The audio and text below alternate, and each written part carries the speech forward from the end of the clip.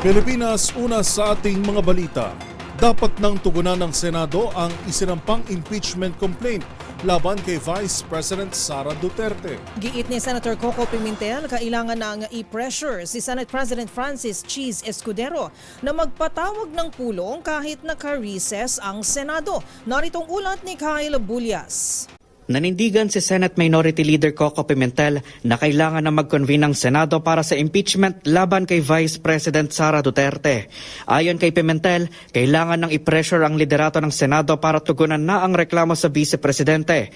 Magagawa lamang umano ito kung susuporta rito ang iba pang mga senador. At least, dahan-dahanin na namin kung kunyari baka 12 o lampas 12 kami, pwede na namin kausapin si Senate President kasi kailangan ito may pressure na coming from the members of the Senate. Sa majority.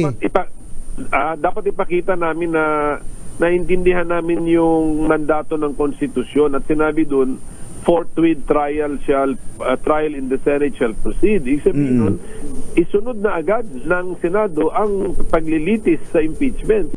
Kinumpirma naman ni Pimentel na nagpahayag na ng suporta si Senator Risa Hontiveros sa panawagang mag-convene na ang Senado kahit kasalukuyan pa silang nakareses. Una rito, sinang-ayunan na rin ni Senate Majority Leader Francis Tolentino na ang kahulugan ng salitang forthwith na nakasaad sa reklamo kay Duterte ay immediately o agaran. Kumbensido si Pimentel na hindi kailangang naka-legislative session ng Senado para umupo bilang hukom. Ani ay maaabala lamang ang Kamara kung si Pangulong Bongbong Marcos pa ang magpapatawag ng special session. Sa huli, sinabi ni Pimentel na patuloy niyang kukumbensihin si Senate President Cheese Escudero na simulan na ang paglilitis kay Vice President Sara Duterte.